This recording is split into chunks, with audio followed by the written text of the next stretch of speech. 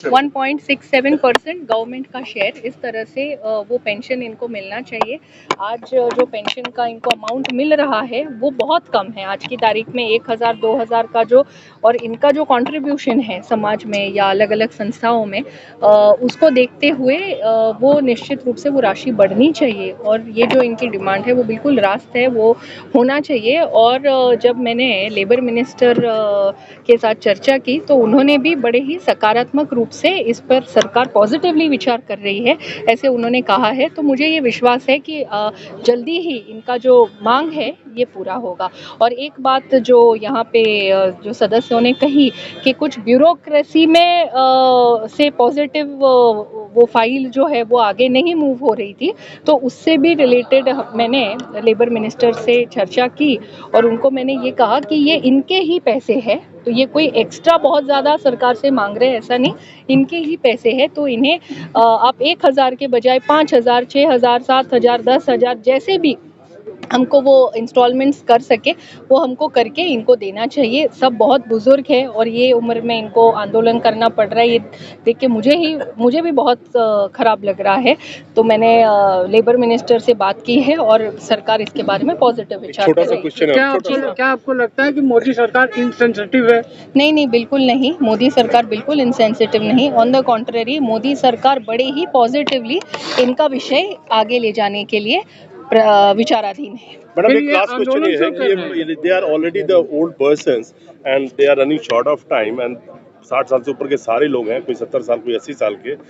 आप being MP जो आपसे उम्मीद कर रहे हैं ये लोग कि आप अपनी ये मैसेज जरूर सरकार तक पहुंचाएं। हाँ, किस तरह से आप इनको आश्वासन देंगे कि हम जो अभी यहाँ से आप जा रही हैं और जो चीजें आपने देखी है और कितना ये कोरोना में ये सीन देखा आपने, किस तरह से आप कन्विंस करेंगे मोदी जी को या उनके मंत्री को कि जल्द से जल्द इनका काम किया जाए, क्योंकि सब ओल्ड हैं, बुजुर्ग हैं और एक एक दिन यहाँ भारी पड़ रहा है इनका। बिल्कुल नहीं, अभी इसके ऊपर ऑलरेडी एक कमेटी गवर्नमेंट के अंदर फॉर्म हुई थी और वो इसको किस तरह से ये पेंशन जो है ये किस तरह से इसको बढ़ाया जाए, इसके ऊपर ऑलरेडी एक कमेटी ने उनका एक रिपोर्ट बनाया हुआ है और उसके ऊपर जल्द से जल्द एक्शन हो ऐसी मैडम, कौन से बिंदुओं पर बात हो रही है? कमेटी की कौन सी बिंदुओं पर? नहीं, अभी वो कमेटी का जो रिपोर्ट है वो पॉजिटिवली इनका अमाउंट जो बढ़ाने की इन लोगों की मांग है उसके ऊपर कमेटी ने एक रिपोर्ट पॉजिटिव दिया हुआ है, तो उसके ऊपर सरकार पॉजिटिवली आगे मूव करेगी। आखिरी में क्या आप एश्योर करके जा रही हैं यहाँ से? आपने देखा है कि इन लोगों का काम जल्दी हो जाएगा, जल्द से जल्द हो जाएगा? जी, क्योंकि मुझे ये याद है कि कुछ वर्ष पहले जब इनके प्रतिनिधि मुझे मिले थे तो तब इस विषय में मतलब बहुत ही कम काम हुआ था, तो पिछले 2-3 वर्षों में बहुत स्पीडीली सरकार इस विषय को लेके आगे बढ़ रही है। इसलिए मुझे ये विश्वास है कि अभी बहुत ही जल्द इनका प्रश्न जो है ये सॉल्व होगा, क्योंकि ये जो संख्या हम 1.61% जो गवर्नमेंट का कंट्रीब्यूशन की बात 1.16% गवर्नमेंट की जब हम कंट्रीब्यूशन की बात कर रहे हैं तो ये हम कुछ 10,000 20,000 लोगों की बात नहीं कर रहे, यहाँ पे 60 लाख से ज्यादा 75 लाख के करीब लोग ये इसमें जुड़े हुए, तो अमाउंट का क्वांटम भी बहुत बड़ा है। तो इसको किस तरह से रिस्ट्रक्चर करके इनको ये अमाउंट मिले इसके ऊपर सरकार पॉजिटिवली विचार कर रही है। आपसे गुजारिश है कि एक चीज जरूर सरकार तक आप पहुंचा दें कि ये सिर्फ 75 लाख प्लस पेंशनर ही नहीं है, 8 करोड़ से ज्यादा जो अंशदान दे रहे हैं वो भी परेशान है। तो 10 से 11 करोड़ ये वोटर का भी सवाल है, क्योंकि आने वाले 2024 में जनरल इलेक्शन है, तो इसमें भी आपका फोकस जरूर होना चाहिए। Thank you. तो भाइयों, साथियों, हमारा ये आंदोलन 7 तारीख से शुरू हुआ। रामलीला ग्राउंड में आपके रामलीला ऐतिहासिक आंदोलन हुआ। आपके पुण्य प्रताप पराक्रम से दिल्ली गूंज उठी। आपने बहुत बड़ी रैली निकाली, पूरे मीडिया ने उसकी दखल ली, उनके हम आभारी हैं। और सरकार की यंत्रणा तक भी वो बात पहुंची है। दूसरी बात, 8 तारीख से हमने यहाँ जो अनशन शुरू किया, क्रमिक अनशन था। बहुत सारे लोग अपने राज्यों के हिसाब से बैठ रहे थे। उत्तर प्रदेश हुआ, महाराष्ट्र हुआ, कर्नाटक, तमिलनाडु, दक्षिण के सारे राज्य, और अभी आज राजस्थान, हरियाणा, अभी पंजाब की भी बारी आने वाली है। तो ये सारे कार्यक्रम चलते हुए कल हमने इस अनशन को आमरण अनशन में तब्दील किया। उसके बाद पुलिस हमें उठा के ले गई, ये सब आप वाकिफ है। ये पूरी प्रक्रिया में हमें कई सांसदों का समर्थन प्राप्त हुआ। उसमें आदरणीय डॉक्टर सुभाष जी भामरे, बाबा साहेब भामरे जिनको बोलते हैं हम, उनके वो आए रामलीला ग्राउंड पे, उन्होंने हमें जाहिर समर्थन, बीजेपी के सांसद है, पूर्व रक्षा राज्य मंत्री है, उन्होंने पूरी ताकत से हमें समर्थन दिया है। उसके बाद सुप्रिया सुले जी यहाँ पे आई, उन्होंने भी हमें समर्थन दिया। अमोल कोले जी आए, उन्होंने समर्थन दिया। अप्पा साहेब बारणे आए, उन्होंने समर्थन दिया। और आज हिनाताई गावित आई, वो डॉक्टर हिनाताई गावित, वो भी बीजेपी की सांसद है, उन्होंने समर्थन दिया। अक्रॉस द पार्टी लाइन हमें सब सांसदों का, सब पार्टियों का समर्थन प्राप्त है। हम अभी आदरणीय हेमा मालिनी जी का हमें पहले से आशीर्वाद रहा है। मैं आज बताता हूं आपको, सुबह यहाँ निकलने से पहले 9:30 बजे करीब मैंने उनसे 10 मिनट फ़ोन पे बात की। उन्होंने कहा मैं पार्लियामेंट में जा रही हूँ, आपकी समस्या लेकर मैं प्रधानमंत्री जी से आज मिलूंगी। फिर मैंने अभी उनको 1:30 बजे फ़ोन किया, उन्होंने पार्लियामेंट से मेरे से बात की। उन्होंने कहा मैं भूपेंद्र यादव जी जो हमारे श्रम मंत्री है उनसे मैं मिली, उनको कहा इनको चर्चा के लिए बुलाओ, वो आपको चर्चा के लिए बुला रहे हैं। फिर उन्होंने ये भी कहा कि मैं निर्मला सीतारामन जी से मिली, उनको कहा कि हठ धर्मी बराबर नहीं है, इन लोगों का प्रश्न की तरफ देखो। तो उन्होंने ये कहा कि जैसा भूपेंद्र यादव जी बोलेंगे मैं वैसा करूंगी।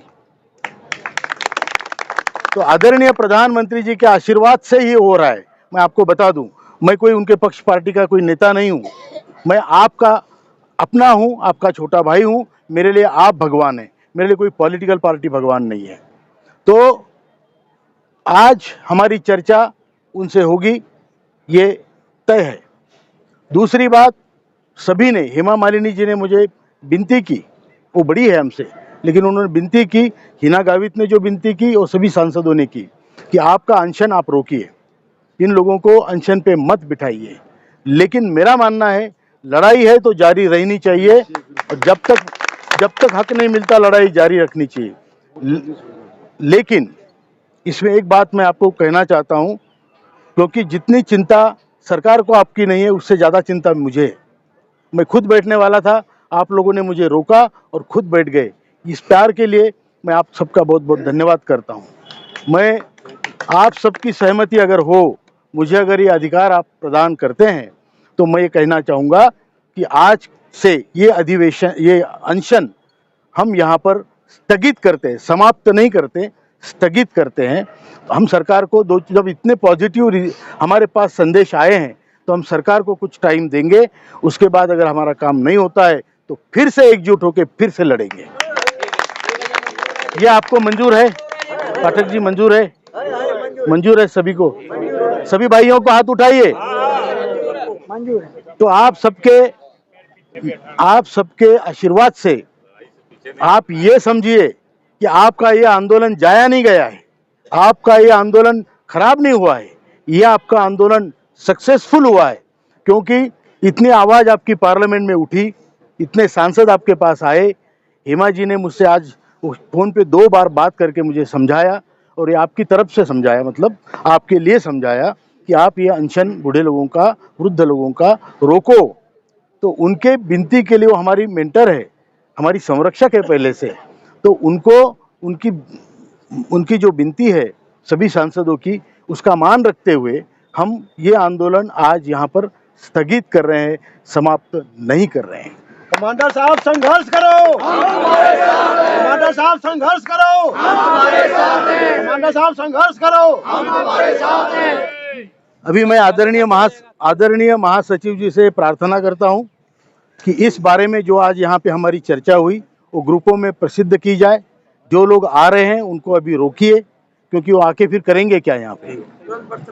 हाँ, तो उसके लिए जब हमको रीग्रुप होना है तब हम रीग्रुप होंगे। जब हमें फिर से मिलना है, फिर से लड़ना है, हम बताएंगे। लड़ाई में बलिदान देना अच्छी बात है, लेकिन उससे अच्छी बात है जीतना। जीतना बहुत जरूरी है। हम जीत के लिए लड़ रहे हैं, मरने के लिए हारना भी जरूरी है जी। जरूरी है। एक कदम पीछे लेना, आगे लेना, ये रणनीति है, स्ट्रेटेजी है, और ये जरूरी है। तो हम सभी सांसदों को जिन्होंने हमें रोकने के लिए कहा, उनके हम यहाँ आए, उनके भी आभार मानते हैं। हमारा आंदोलन आज से स्थगित करते हैं, लेकिन समाप्त नहीं करते, मैं फिर से दोहरा रहा हूँ। और उनकी विनती को हमने जो सम्मान दिया है, तो उनको हम अब पूछेंगे कि आप क्या कर रहे हो। उनको डेली हमारे फोन जाएंगे, आप चिंता मत करो। तो ये हमारा काम हो रहा है और बिल्कुल होगा, जल्दी होगा। इन सब मायूस चेहरे पे हंसी देखने के बाद ही हम बंद करेंगे।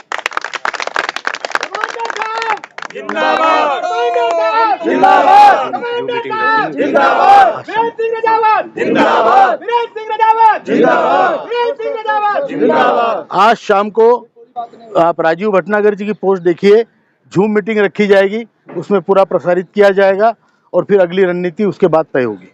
धन्यवाद। मैं सभी जो हमारे मीडिया कर्मी हैं, जो मीडिया वाले हैं, चैनल वाले हैं, उन सभी का बहुत बहुत दिल से आभार मानता हूं। उन्होंने वृद्ध लोगों को बड़ा सहारा दिया है। जब तक जवानी की काठी हमारे हाथ में रहेगी, हम जीतेंगे। और पुलिस कर्मियों को भी हम बहुत बहुत धन्यवाद देते हैं। हमसे उनसे पर्सनली कोई दुश्मनी नहीं है। उन्होंने भी सहयोग किया है, हमने भी उनको सहयोग किया है। धन्यवाद।